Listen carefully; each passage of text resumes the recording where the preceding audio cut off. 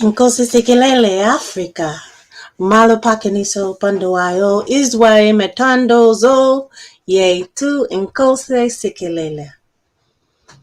Greeting for another episode of our weekly 60-minute show.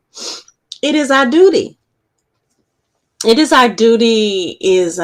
bring about virtual Black radical tradition, political education, in the 52 weeks that we have in a year. It is to steer back the knowledge of radical Black liberational dichotomy for the elders in our community, for the youth that we have in our homes, for the new world that we see.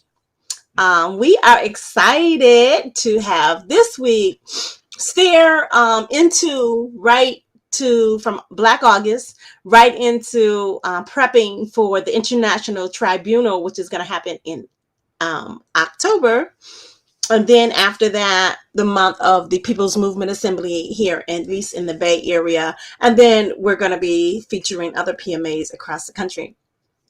To set you up to understand the International Tribunal, it is our goal to steer a conversation that's been happening in a lot of spaces where some of our young people that have joined forces since pandemic into the uprising have been able to understand why we are intentionally trying to gear our youth into political education, knowing, a lot of the movements that has happened now have been coming from academia, right? Not that it's not good information from maybe Black radical thought processes, African American studies program, and in social movement classes. I'm sure there's great things to be held, but that's not the only way to learn.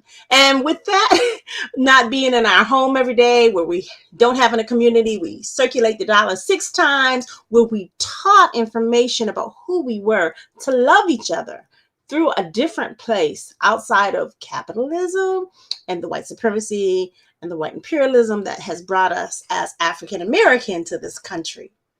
So we give you this information today where, yes, some of this you would have learned in college, but those that are running nonprofits, it's very important that we understand they feed us and have been a part of some of our liberation leaders to no longer be in existing, right? When we think of the Black Panther Party, it was some foundations that had a piece of that knowledge to plant into the destruction of our liberation movements. When we think of the Black Lives Matter, it was the lack of some of the political education in some chapters that did not allow us to get past of this COINTELPRO kind of thinking, so that we, instead of converging with the Black liberation movement elders and those, others, we did what COINTELPRO did, which is divide us and have animosity towards each other, and instead fight the system together. So we wanted to gear this next conversation, I'm going to show a little right here on the screen, with some of the most impactful brothers and sisters in political prisoner movement. We're going to feature their children, right? Mutulu Shakur, with the freedom of our namesake, it is our duty, which comes from Assata Shakur's It Is Our Duty. Talib Shakur is going to be on this panel. Sadiqi's daughter is going to be there. Kasisas, I think is how we say it. Russell Schultz's daughter, Teresa, and then Kakuya. And so having this discussion brings about an understanding about why we're prison abolitionists in the Black radical tradition, meaning the prisons were set up after slavery to put us in prisons again, which is another form of slavery, so that we can be machined for the white system that has brought us to this country in the first place. So when they got rid of when they got rid of slavery, right, in America, supposedly, right, on paper, there was this place, a book called Slavery by Another Name, and it talks about the U.S. Steel Company in Birmingham, Alabama, which was the industrial movement, right? And so since we weren't slaves, guess what? We couldn't work like we did for free in the cotton fields and in anywhere in the U.S. So instead, they decided to be in cahoots together. The police department, the courts, the judges, and anytime there was a Black person, they would pick them up. They can say, oh, you're on the wrong side of the street. Let's pick you up and make you work for the U.S. Steel Company. Oh, you defied by walking on the wrong side of the country, city. We're going to pick you up. So there were all these letters from mothers and brothers and families that said, my son has disappeared, right? And so we know now that those Black men and women were picked up, and these letters were sent to the president because it was slavery by another name. They picked them up even though there wasn't a conviction. And so the prison abolition movement is to show that we still are making more money after slavery, not just for the U.S. Steel Company, but for all of these industries of capitalism. And prison is the way. We're there for free. I think for each prisoner in some states, it's like $6,000 per person to be in the prison, right? And so if the judge and the police officer and the sheriff were together to just pick people up, that has been the reason we are still in this place today, which is that paperwork shows it's lawful to do a lot of this illegal stuff. And Edgar Kahn says deliberate indifference, intentional disregard of the law. And Edgar Kahn was the man who started legal aid. So by bringing into Black radical traditions to your home today, elders, youth, what does this mean? That, prisons, what about all those people would say, that really did a crime? We're talking about an unjust system where most countries, they use something called time banking, right? Which means in some countries, you don't go inside the prison, you do time if you've done something wrong, right? You go to an island if it's really harsh and you stay there until you work it off or whatever. We're the only country that really makes sure that the industry, we keep making that, we're the machine that keeps making this money for those that are wealthy. And so we believe all should be free because until we go back to what Edgar Kahn has done, time banking, so that way all prisoners who are that need mental health supports, like we're doing with the defunding the police, right? Or the folks that need extra support because of things that has happened in generational trauma, so it's just wrong to keep making money for this system and all the terrible things that are happening in the prisons. And then worst of all for us in the Black radical tradition is that those that have fought for the liberation of our, not just civil rights, but our human rights as a people, that we are human, that we should be treated equally to any man, not because the color of our skin, which still exists. Those political prisoners who are the ones that we learn from have a lot to teach us. And so here it is, you're going to hear from their children, right? Because so often we hear these names and the media says such and such about our political prisoners: Mumia Abu-Jamal, Imam Jamil, Russell Schultz, Matula Shakur, but we don't get to hear from their family. And this is going to give you an insight to that. So without further ado, we are into our program today. Please listen up. See it? Okay.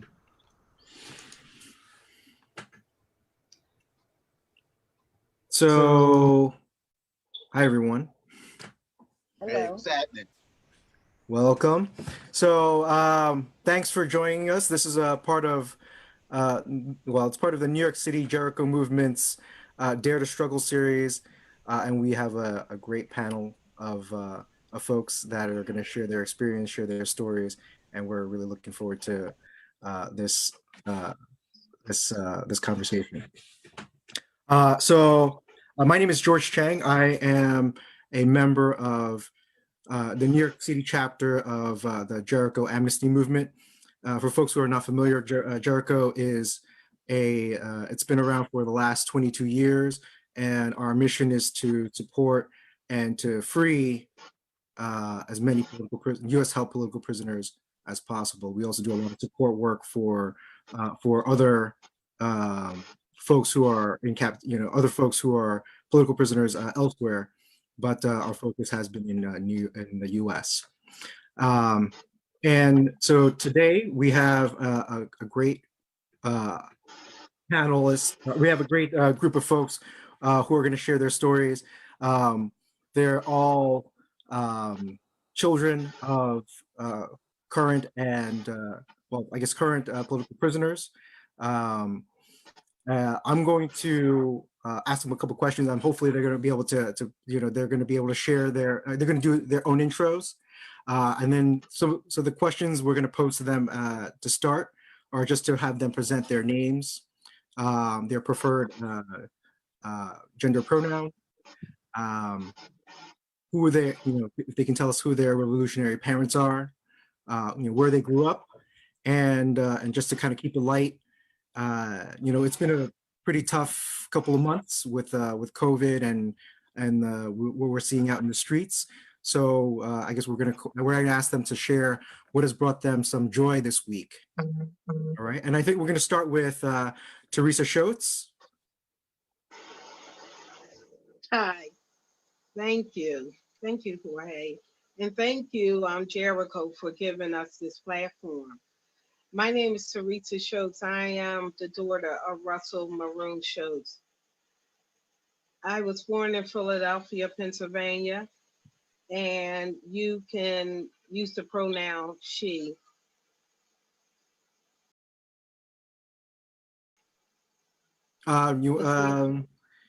Anything you want to share about your this past week that's been positive for you? Right. So this past week, I was in a good place where, as I do know that when youth are involved, especially in making change, that a lot of change has come out of youth movement. So I'm very much in a good place. I would like to see more focus on the Panthers, the political prisoners who are still in prison, who were doing the same thing like 50 years ago. So they were on the front lines the same way our young folks today are on the front lines. And I hoping that they hear this and we introduce them to those who have fought before them here in the United States. Although there's been many uprisings, but we have some elderly prisoners, Panthers, who are still in prison. So I'm hoping that type of information gets out and it resonates with our young folks. Absolutely. Absolutely. Well, thank you, Teresa. Thank you for that intro. Next, we're going to move on to Talib Shakur. All right, peace and blessings, y'all.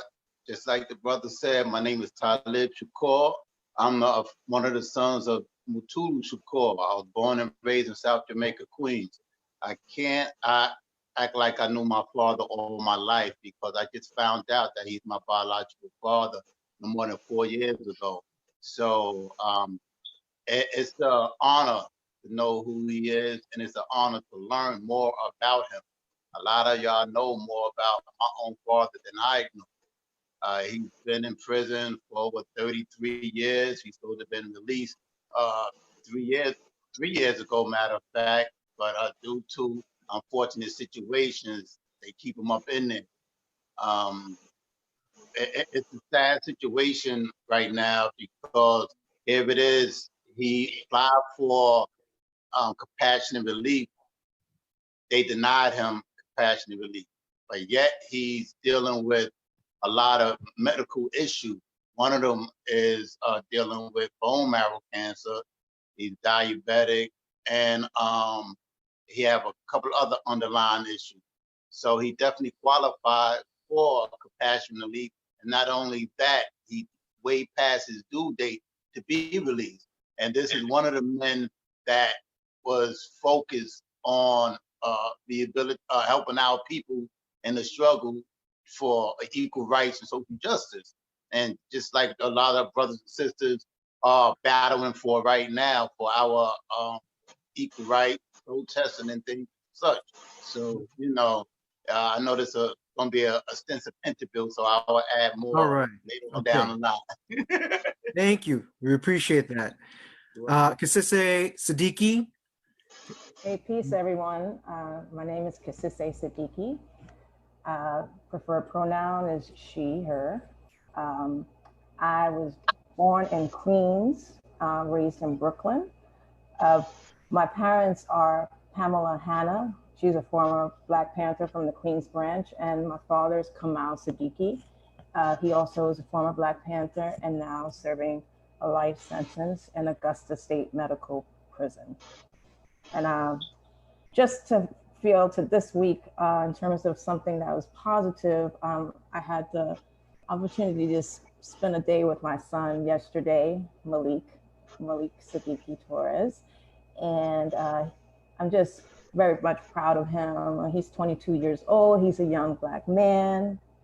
And he just graduated from Ithaca College. So I'm very proud of him. Fantastic. Well, thank you for sharing that. Mm-hmm. Now, do we have Mike Africa Jr. on the line? Mike, is that you? I'm not sure. It looks like he may not be on the line. So we're going to move on to, and this is a sort of a late addition to the panel, but a very much welcome addition. We have Kakuya Shakur. Thank you. Yes, my name is Kakuya.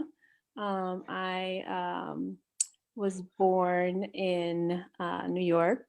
My parents, my mother is Sada Shakur. She was a member of the Black Panther Party and of the Black Liberation Army. She is in exile. And my father is also Kamal Siddiqui, because is my sister. And so he is serving a life sentence in Augusta, Georgia.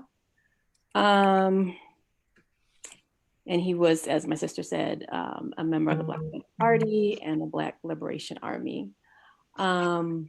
As far as something that brought me joy this week, my middle son graduated from high school.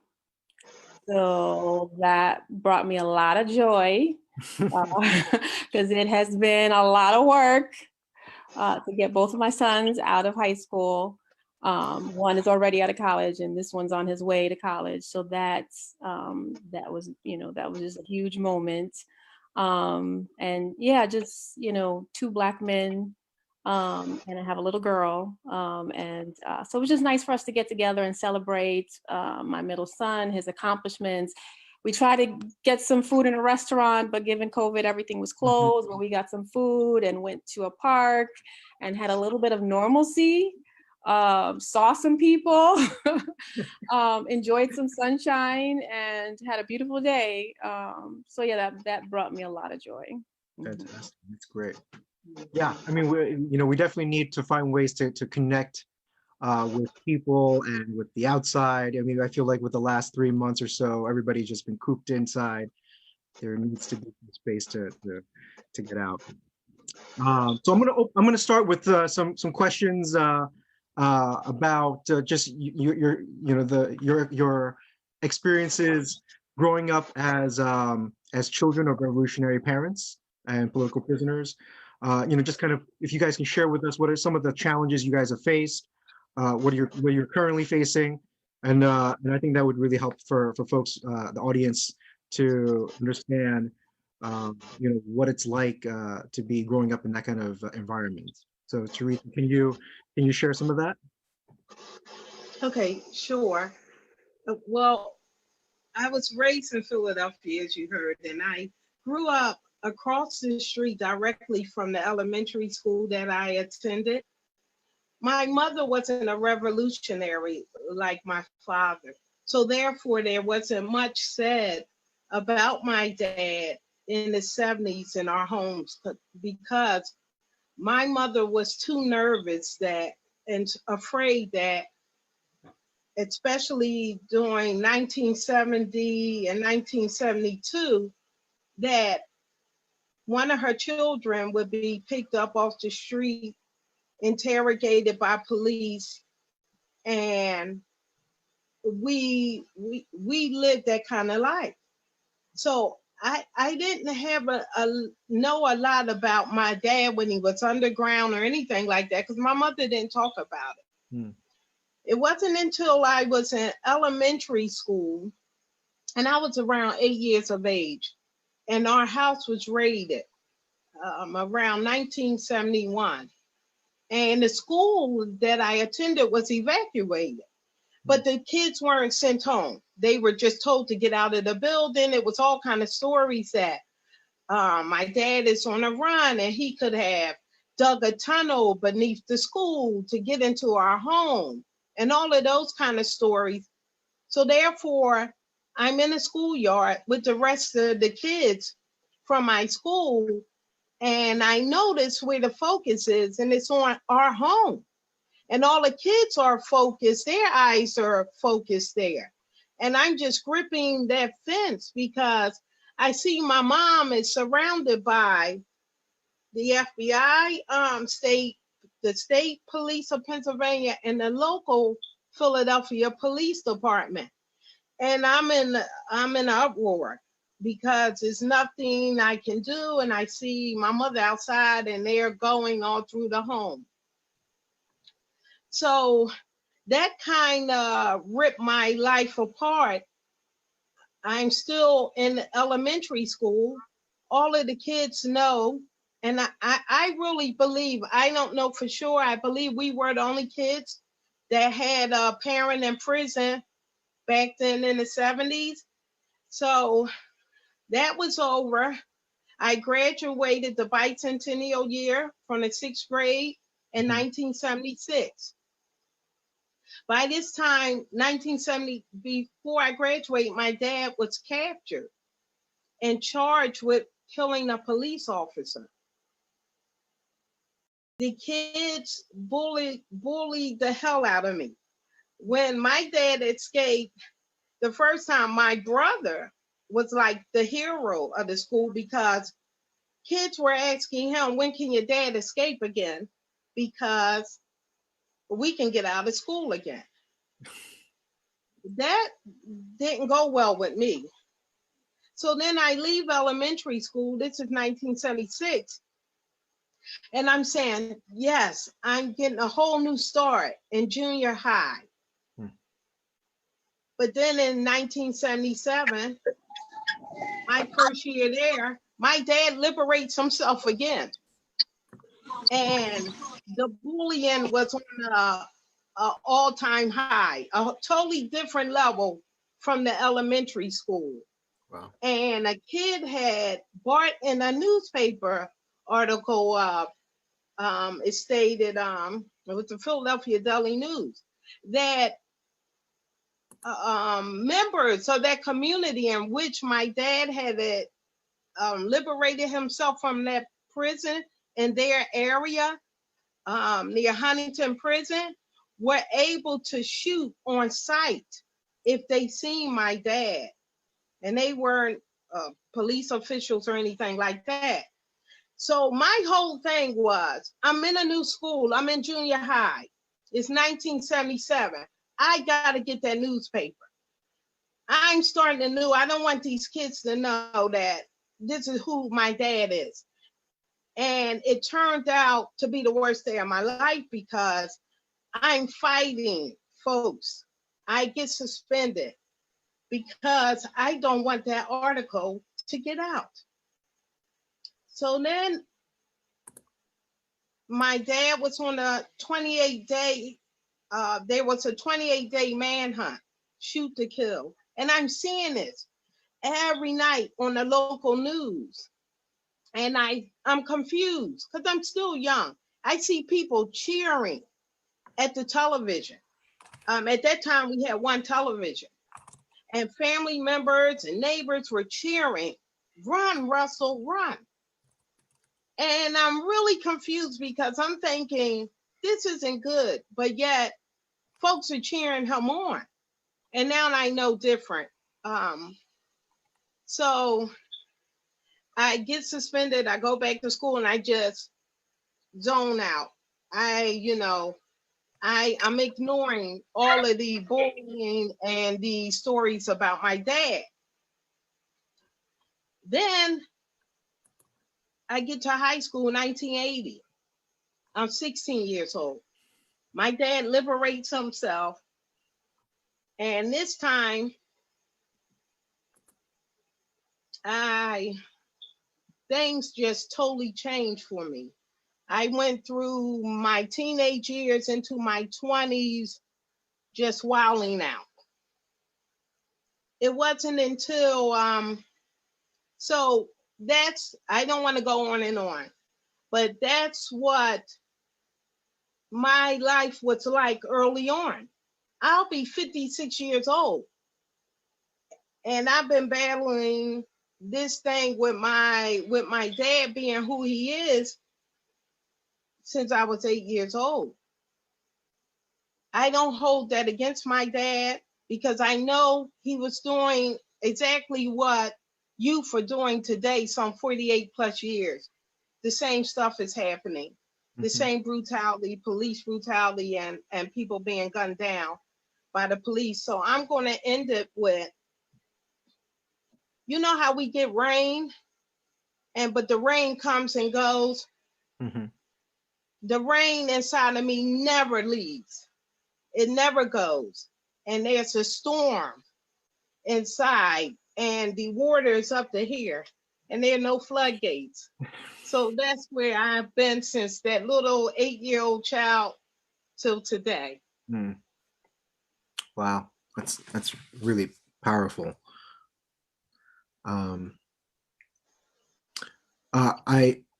do want to do a quick introduction. I think it looks like Mike Africa Jr. has joined us on the call. So Mike, if we can unmute you, can you? Yes. If you can do a quick little intro, quick little intro. Give us your name, your preferred gender pronoun, who your revolutionary parents are, where you grew up, and what's brought you some joy this week. Okay, my name is Mike Africa Jr. Thanks for having me on the Zoom, John.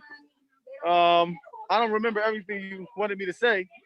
My parents are Mike and Debbie Africa. They just got out of prison a couple years ago after spending 40 years in prison. I'm from Philly. I'm living in Philly right now, just leaving a rally to stop police terror. We were at 6221 Osage Avenue, the site of the bombing when the police dropped the bomb on our family in 1985. And the rally is just ended, so that's where I'm coming from now. What else did you want me to say? You have any good positive anything positive for you within the last week or so that you want to share with us?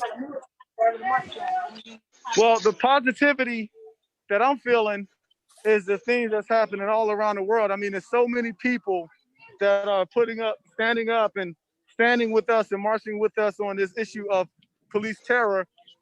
The Breonna Taylor law passed, and I mean, that's a victory not because they follow their laws, but because they wouldn't have done it without the pressure from the people. And that is energy for the people so that they can see that the power of the people, the people, how we say the people united will never be defeated. So, and then just to see all of these statues toppled, and the Rizzo statue was taken down here in Philadelphia.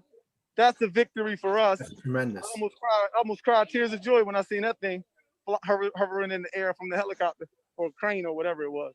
So and we gotta, we just gotta keep the momentum going, That's what I'm feeling from the people. Energy. Fantastic. All right. So Well, let's go back to Talib. Can you want to share with us some of your what it was like for you to grow up as a child of a revolutionary parent? Yes, no question. To be honest with you, I didn't grow up like that because I never knew who my biological father was all my life. So me growing up, I'm growing up in a household with my mother and 4 of my sisters. So what's going on is I was trying to figure out where's my father at. You know, I was told that a certain man was my father, but I never seen him a day in my life. So I'm just living my life trying to, connect dots and trying to help out the house as much as possible at the young age. But I drifted into the street on my form of helping out the house and drifting into the streets and got into the life of crime and ended up spending over 16 years incarcerated due to certain offense.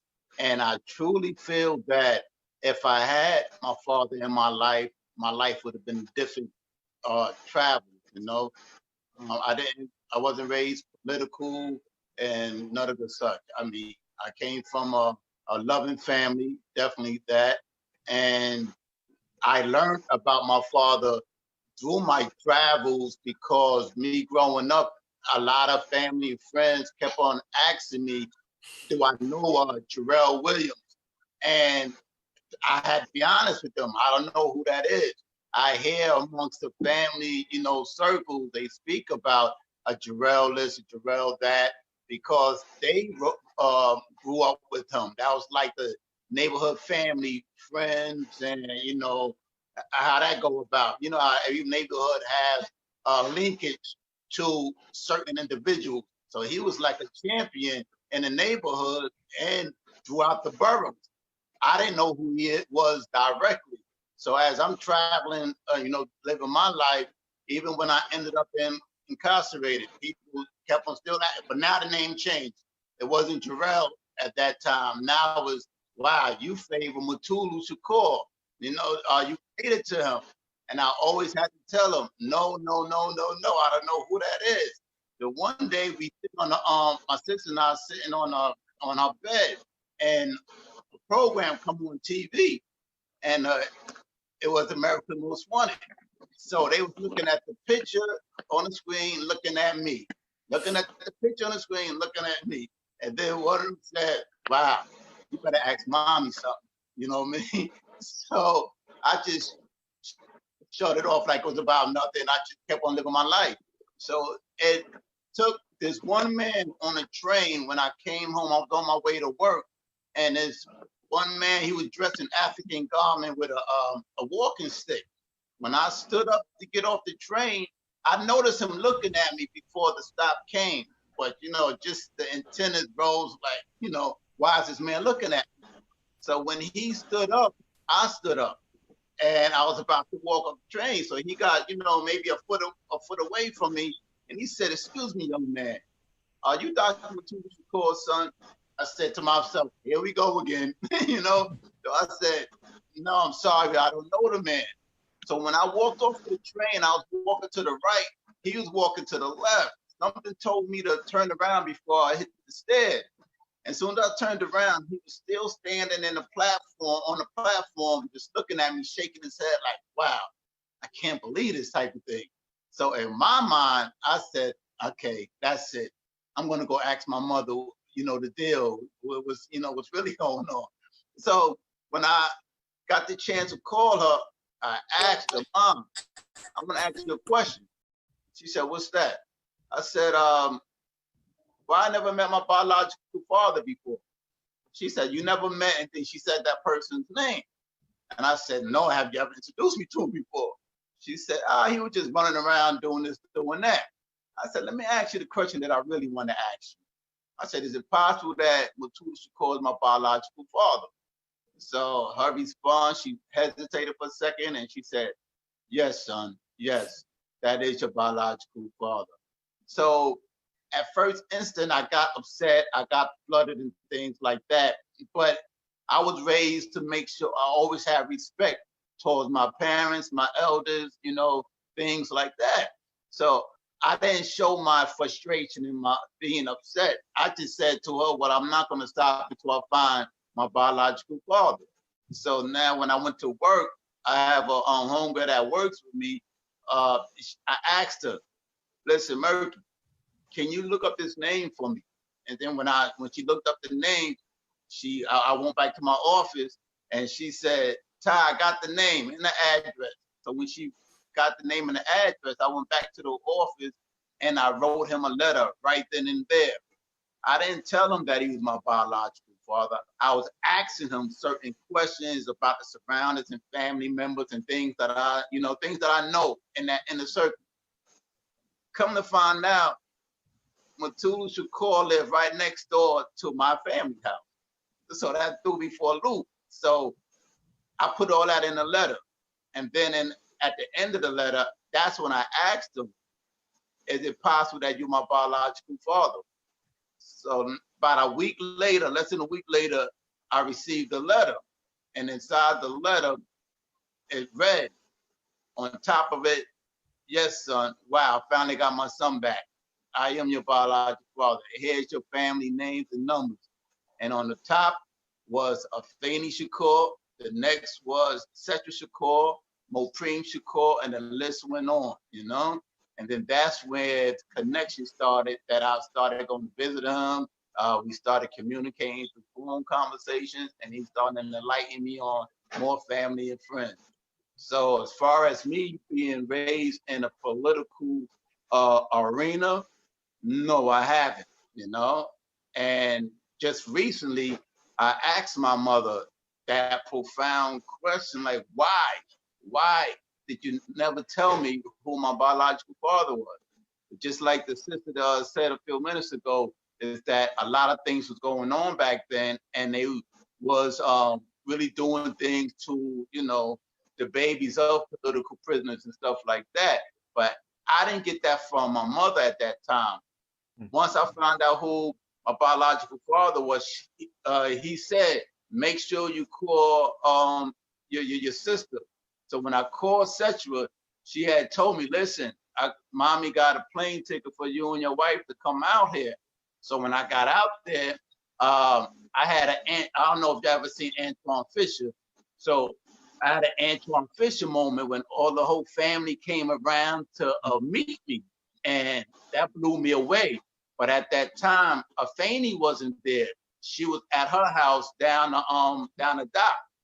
So as time going on, we got to like maybe 7 o'clock, 8 o'clock at night, and my sister Setra grabbed me up, said, come on, y'all gotta come see mommy, meet mommy before she go to sleep. So me and my wife went down there to meet her. So when I went down there, you know, I was a little bit, I'll be honest with you, I was a little starstruck in my mind as we walking. That was like, wow, mama about to meet the, you know, legendary Afeni Shakur. So when I got to the house, she was sitting on the couch. When she was sitting on the couch, she stood up and she put both hands on my face, looked me up and down, and she said, wow, you are one of ours. And she gave me a warm embrace hug. And she, right before she sat down, she went to like a picture cabinet, and she took out a picture of her, Tupac, and my sister Setra. And she said, I want you to keep this picture right here. And that's what I did. But when she sat down, she said, I want you to do me a favor.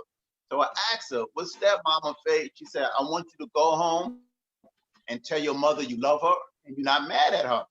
I didn't understand why she said that, because I never told her how I felt about the situation. So then I asked her, Mama Faye, why would you say something like that? She said, because your mother is a stronger lady than a lot of us ever be to have you underneath the wraps for so long, you know. And I believe if you didn't ask her the question, we still wouldn't have known about it. So you coming around at the right time, and you got nothing but love from us, for your family. We love you, and you know, just keep pushing forward. Proud of you out here. So that's my part of my upbringing as a quote unquote political child. You know? Wow, amazing. So that's you know, it's amazing that you're able to find your family, discover that within the last couple of years. I'm sure that's changed your life quite a bit. Where Still meeting more. and it really opened up a new world to you, as well as a whole group of folks that are now your new family, right? So. Absolutely. So next, we're gonna have Kasise share some of her experience growing up with revolutionary parents. Yeah, well, for me, not just being a revolutionary child, but being born a revolutionary baby. For me, when I was born, yeah, like the FBI was there when my mom was about to deliver me, and they were looking for my father.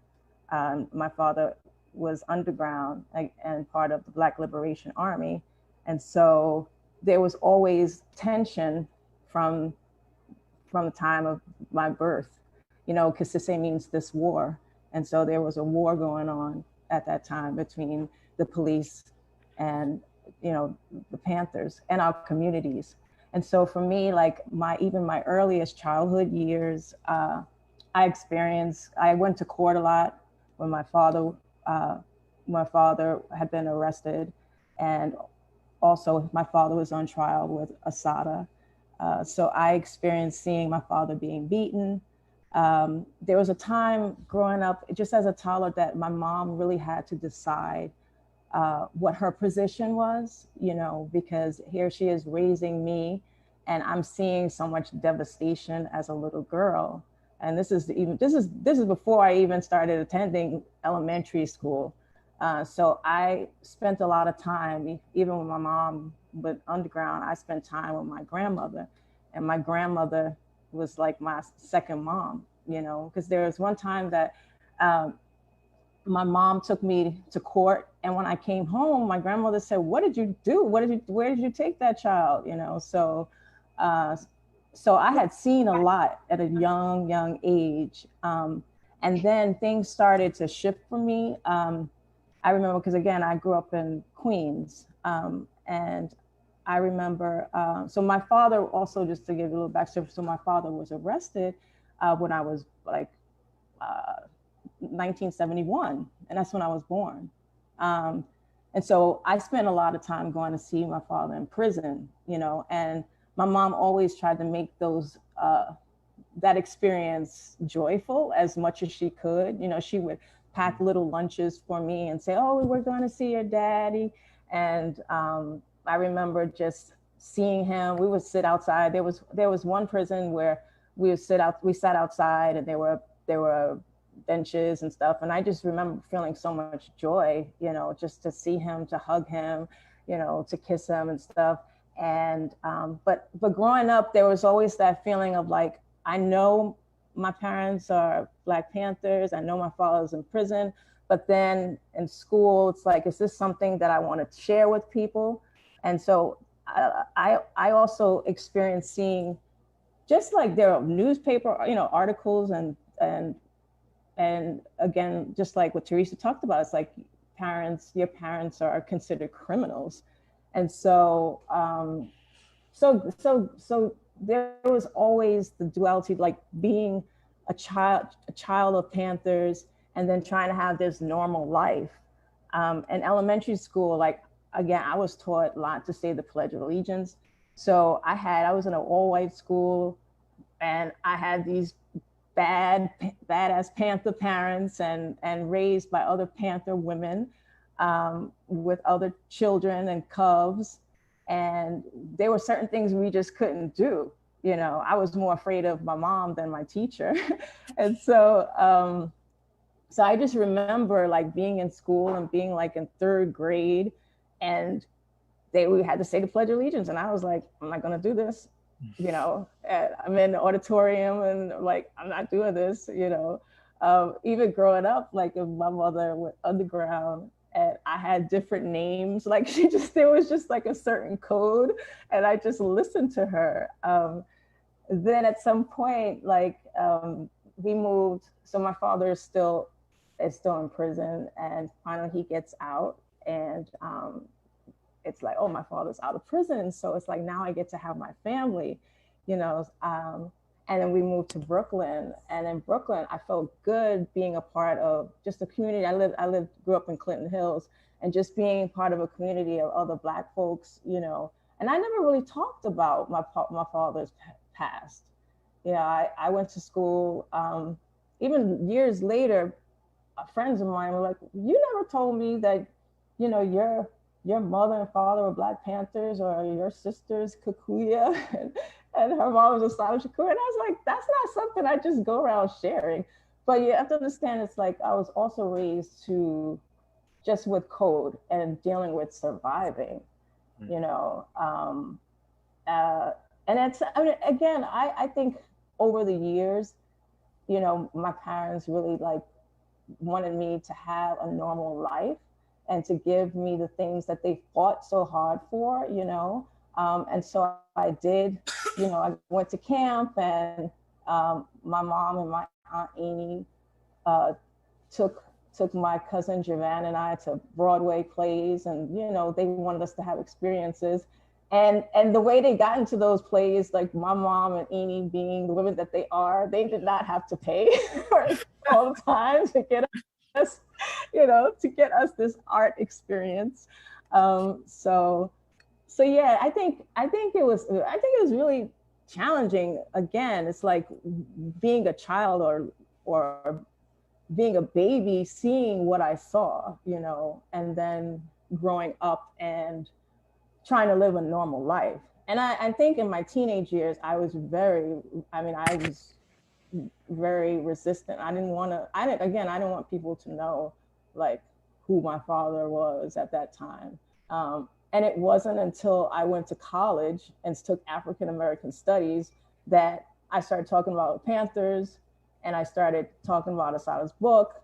And then I was able to like feel comfortable around people that embraced Black Panthers, you know, that loved and supported Black Panthers. So yeah, it was a different experience, different kind of childhood for me, you know. And even when I was a little girl, I went to go see my father in prison, actually at jail.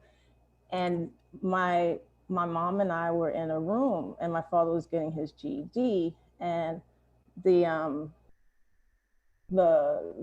said to my mother, like, oh, we're gonna let you see your father, you know, in a few minutes or whatever. And they didn't. They kept us in a dark room. I peed on myself. I was traumatized. I was so scared. And my mom, you know, she was nervous because she knew once my father saw how I reacted to being locked in a room, like in a cage, you know, and not, you know, and once my father saw that, he was going to be so upset. And then my mom didn't also want to see my father be beaten either, you know. So, but just over the years, again, like just getting the opportunity to share these stories, you know, with people, and knowing that my father, the sacrifice, the dedication, the resilience, the soldier in him, you know, the love that I received from both parents, you know, it's just, and he's gonna always be proud of who he is and who he was during that time, you know, that I've asked him, he wouldn't change anything in terms of, you know, the choices. I mean, the choices that he made, you know, I think people really need to understand that, you know, because definitely what we're going through today in terms of this war, they decided to fight back. Mm-hmm. Well, you know, But here I am today. I am today, and I'm proud of my parents. I'm proud that my name means this war. Thank you. Thank you. I mean, I think there's definitely sounds like there's been a lot of growth in terms of just kind of grappling with that relationship you have with your dad and what people know or don't know. It seems it can certainly be very taxing. But I'm glad that everyone you guys are embracing the struggles that your parents have gone through. And in many ways, you guys are doing the same thing, right? You guys are embracing that challenge, embracing, having a position on where things need to be. So we're gonna have Mike Africa Jr. Share a little bit about his experience growing up as part of the Move family. Mike? My experiences growing up as part of the Move family was like, in Move, we were very different. We were unique to the people that were looking at what we were doing. So John Africa, taught Move people about natural law, about life, and about doing things as natural as possible. So one of the things that was the first thing to change on us was our hair. And because we had natural hair, we had natural locks. And today in 2020, that's a common thing to see people walking around with locks. And, you can't watch a sporting event without seeing people running without dreadlocks flying around as they're running around. But back in 1982 and 83, locks were not popular. So I experienced the discrimination from folks when it came to, I'll be back. When it came to, like the Hagler. I'm gonna call you. No doubt. So I experienced a lot of, discrimination because of my hair. Experienced a lot of that. And then not just that, but also our diet, eating raw food. Raw food restaurants and vegan restaurants are, all over the place in 2020. But in 1982, I can assure you that people looked at raw food as something wrong, something dirty, something, that you're not supposed to do. So growing up in Move, my experience with the public was very uncomfortable. But as a member of Move, people in the organization were very loving and very giving, very kind people. And they nurtured us with a lot of healing and love and all of that. Of course, we have our problems just like any other family, but the people were very kind and gentle with us and, just giving us the kind of love and support that we needed growing up. So, and then I think the biggest, thing that stands out in my childhood, that thing that stands out as the most effective thing that shaped my thinking and my feelings was when my family had that bomb dropped on them, and all my brothers and sisters, 11 of us were killed. So that shaped my thinking and gave me a lot of insight on the system and the danger in it and how they will treat people. But my life in Move as a Move member has been great throughout my childhood, for sure. Thank you. Yeah, and I think Move has done really amazing work to be able to also get all your political prisoners out of prison. So that's definitely something to be commended. It's really been amazing to see over the last couple of years how you guys have been able to reunite with one another, and that's what we're really trying to fight for all the political prisoners. And next we're gonna ask Kikuya to share with us what it was like to grow up as Assata Shakur's daughter. So it definitely was like a Twilight Zone. As I remember as a kid, it kind of felt surreal. It kind of felt like a movie, Like I remember my grandmother always trying to explain it to me, like, oh yeah, your mom was a freedom fighter, and then, you know, of course, you know, she was liberated from prison, and it just sounded like this can't be possibly real, right? You know, and I just remember kind of feeling kind of sarcastic about it. Like, what do you mean? Like, how could somebody be liberated from prison? Like, how does that make any sense? I know about prison. I'm a kid, but I still know, what do you mean? Um, I remember vaguely visiting my mother in prison. Um, you know, it's been so many years. I'm not sure what's real and what's sort of been told. Like I remember when she was in Virginia, she was in prison in Virginia, and my grandmother, she became very ill. She had a lot of medical issues and severe asthma, and just like the heaviness of the moment, just sent her to the hospital. And I don't know what happened. Like, I don't know how it all ended or where I went, but I just remember like being terrified. Like my mother's in prison and my grandmother's like having like a serious attack, and just the heaviness, you know, going to prison was heavy. Um, and you know, when my mother, I mean, I know she's written about it, like I really could not process it as a kid, like that I actually, you know, had moments as a little girl kind of saying to her, like, you can get out. What do you mean you can't get out? Come on, let's go. You know, I can, you know, I just came in here, I can go. You need to come home with me. And I know that was just so traumatic, you know, for her, you know, to hear from her daughter that, you know, you know, she can't possibly understand why her mother, who loves her, can't come home with her. My mother was liberated when I was 5. And yeah, it was it was like all hell, you know, broke loose. You know, basically we were under surveillance. I remember my grandmother, you know, just the paranoia. I think the apartment next to us, we lived in the Bronx, we lived in Co-op City. I think the apartment next to us was empty. And I think, you know, my grandmother always talked about that they were doing surveillance out of that apartment. I remember you know, trying to process that as a little girl, and just kind of like my sister was saying, just kind of be normal.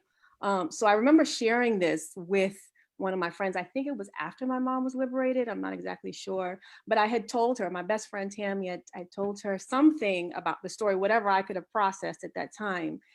And I remember that we got into an argument, like a regular kid's argument on the playground. And, you know, we were, you know, telling each other words or whatever. And then all of a sudden she shouts out, well, at least my mom is not in prison. And I was mortified. I was just so mortified. I couldn't even agree to it, even though it was true. I couldn't acknowledge it. I was like, no, she's not. No, she's not, you know. After my mom was liberated, we didn't know where she was, you know. So 5 years go by, and you know, I don't remember exactly, you know, directly talking to my grandmother about it, but I knew at some point she really thought she had died. And so our conversations were more about, you know, grieving that, you know, something must, you know, she must have died. She must have been killed by now. You know, it's 4 or 5 years later, you know, we haven't heard anything. So I definitely believe that my mother had died. My father, I haven't really talked about my father because I didn't know my father. I have no memory of going to see him in prison. I don't know if that actually happened or not. You know, I was raised by my maternal grandmother, so of course there was a relationship with my mom. But I know that she was terrified, right, of having any relationship with other political activists because of the heat of the situation. So definitely after my mom was liberated, there was no there was no meeting my father. Like that was like off limits because, you know, the main concern was just keeping me protected and just being afraid, you know, that, you know, somebody would try to do something, you know, that somebody would try to like maybe, I don't know, kidnap me or do something to get to my mom, you know. So yeah, so years go by, and then I was 10 years old and we get we get this phone call. I had been prepared for the phone call. So my mother had contacted my aunt, my great aunt, my grandmother's sister, who was also my mother's lawyer for a lot of her life. So she had, they had had a conversation, and I think we went to her office, and my mother was going to call.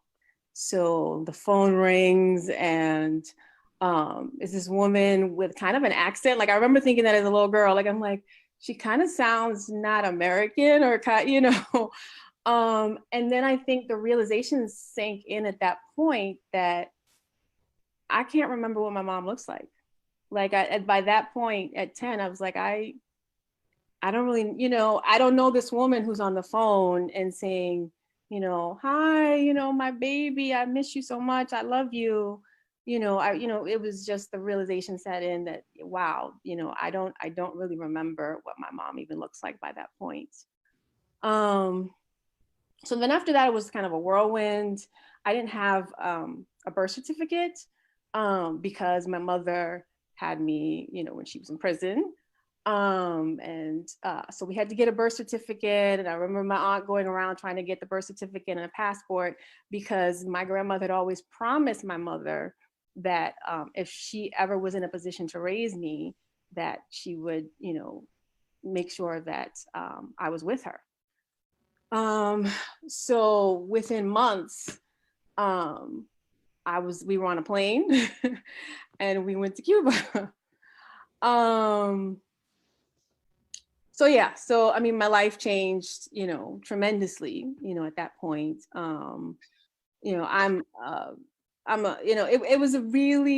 It was a necessary experience for me, because I had only known my mother theoretically, right? And, for a kid, trying to process, your parents really love you, but they can't be there. You kind of get it, but you really don't get it. So living with my mother was really important to kind of have a tangible sense of a relationship, a tangible sense of her love, that she had wanted nothing more than to raise her daughter, and to have those tough conversations, because I was not nice. I was not nice at 10 years old, being reunited with my mother. I gave her hell for like about a year or so, until I finally, let down my guard, because I was just so angry. I mean, like, we had those conversations like, well, and I was kind of mouthy. I was like a mouthy child. So I was like, well, why would you have a daughter if you couldn't even raise her? If you were going to be in the movement and all that, why would you do that? And then, kind of just over time, realizing that my mother and my father could never have in a million years understood where their life, would have went. They were trying to struggle. They were trying to just respond to the injustice that they had experienced and witnessed since birth, growing up in the 1940s and 50s. And, they felt, that there was no way to live without struggle, right? But they also wanted to live and love, and so I was a part of that, right? So I think one thing that struck me about meeting my mother was, my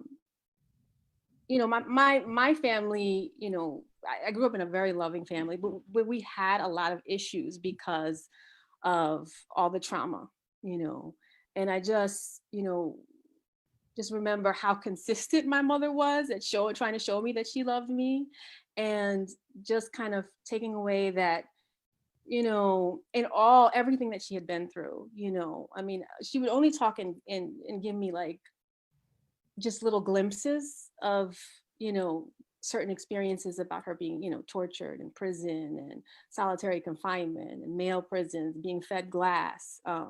She loved to talk about how much she fought for me to be born, because when she was first pregnant, they tried to give her laxatives so that she would have, said she would miscarry, and she was just filled with so much love, just love for humanity, just love, for life, and just really appreciating the fact that she had this chance to to really, be my mother in person. So yeah, so I spent 5 years. It was just like, I got there in, I think it was February, and then by September, I was going to a Cuban school speaking Spanish. I had like this intensive Spanish class, and then I was just kind of thrown in. And I remember sitting in the car being like, no, mommy, I don't want to go. I don't want to go. I'm so scared, because I got to speak Spanish. And, just being immersed into another culture. And then kind of also the difficulty and the guilt of leaving, because I did leave. I lived there from when I was 10 to 15. And it was, oh, did something change? Can everybody hear me? Yep. Oh, okay. Yeah, so I lived there from when I was 10 to 15. And I think one of the hardest things was when I, told my mom that I really needed to go home, because, living in exile, living in another country is a huge adjustment. And I kind of, I'm African American. This is the culture that I identified with. This was the culture that I was raised in. I was raised by my grandmother, and I wanted to go home. So that was like the hardest thing, is kind of, knowing that I was kind of the most important, like lifeline to her, and then kind of leaving her alone, So yeah, so my childhood was was crazy. It didn't make any sense, to kind of even try to explain it to someone. And then at 15, I never met my sister. Maybe we met when I was a baby, but I didn't remember. And I never met my father. So I did at 15, I met my sister and my father. And yeah, my sister and I, we became really close. I'd always wanted a sibling or somebody to share the experience with. So that was really, powerful for me.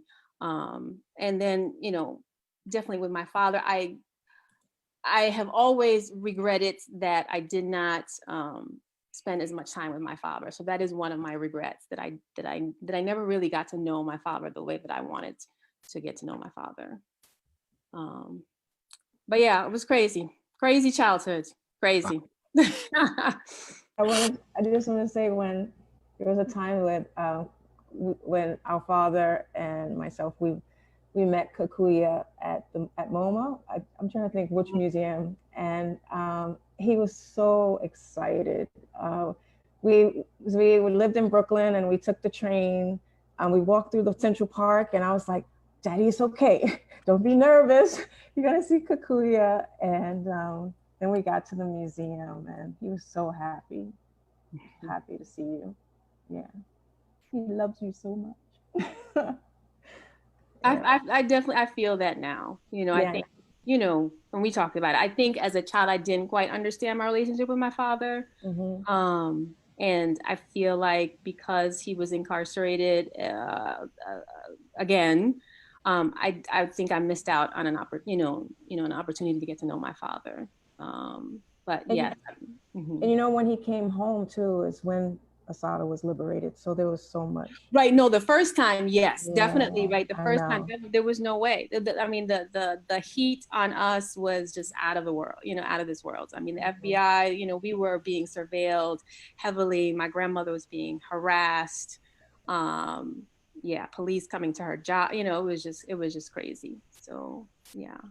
That's one of the things I don't understand, is if our peoples are really going out to really help everybody, why are the police and FBI really trying to do harm to them, and to the family? That didn't make sense to me. And I'm learning all of this now. So we have the people out there protesting for the same reason on why our parents was pushing for. The people out here now, they're not doing no crime, they're not doing nothing negative, stuff like that. They want the liberation of our people. We want equal rights and everything like that. So where is the crime in that? There's no crime in that, So that whole dynamic of, what's going on nowadays definitely have to change.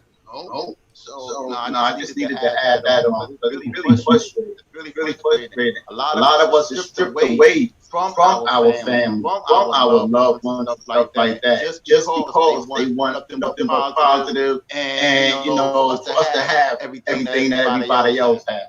That's why I truly support all of our families and other families that's really on that front line trying to make that change. And I believe that change is going to happen. We just got to stay focused and diligent on what's going on. Even though what happened to the young man with the knee on the neck right there, that right there was the focal point on breaking a lot of things, because I believe it's the visual that allowed the change. Because our brothers and sisters have been shot down, going through a lot of things. That was, it's wrong, absolutely wrong. You're not supposed to shoot out people, not supposed to do it. But by that, and we have to give a shout out to that person that had that camera that took that shot of that police with the knee on the neck. Because if that person didn't take that photograph, that video, what we really pushing as hard as we're pushing right now. But that magnified the fact that that's racism right there.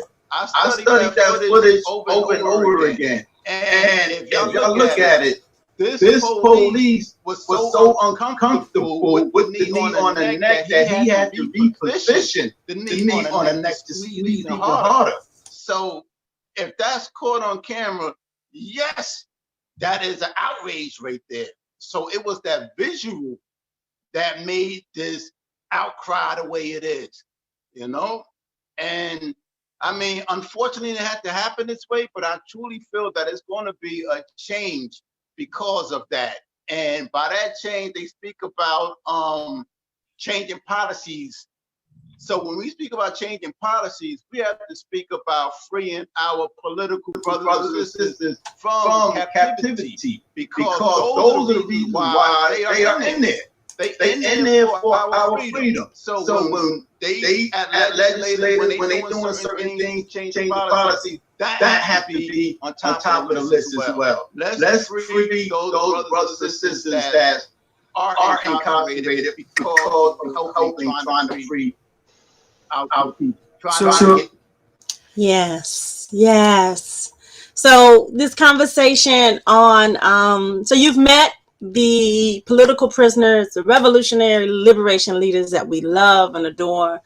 And they introduce themselves in the heart and in the spirit of being truthful as young people going through what they've gone through. A lot of people feel that those that are going through things now, it's just only for this moment. But we got to remember these liberation leaders. We got to remember how true Mutulu Shakur, Siddiqui, Russell Schultz, the Africa family, and Assata Shakur have sacrificed for our people. The Black Radical Tradition weekly show that we have here is to bring back a knowingness of this thing called love.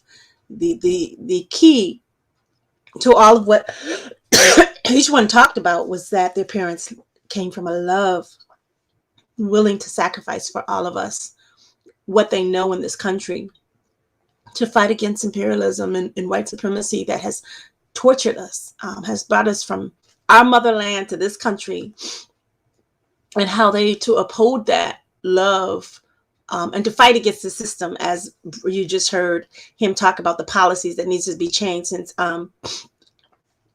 last year with Eric Gardner and George Floyd, right? So on this note, excuse me, I am going to end this week's session, but we'll continue next week. The reason is this is preparing for those of you that haven't heard about the International Tribunal, which is through the National Jericho Movement. we will be steering the rest of this discussion from Jericho, and then talking to you about the International Good Jericho movement. So join us next week. Thank you for listening wholeheartedly to these wonderful, heartfelt things that you cannot get the full story in our societal educational systems. You have to hear from those, as I call, not just the story of our liberation leaders, but the political analysis of their lives and what it means in a system that has done harm to us, and why we fight for prison abolitionists and political prisoner freedoms. So on that note, I lift my fist with you again, you that are elders, you that are young, you that know it is our duty to fight for freedom. It is our duty to win. We must love and protect each other. We have nothing to lose but our chains. Thank you for joining us again for another episode of It Is Our Duty, the weekly broadcast for Black Radical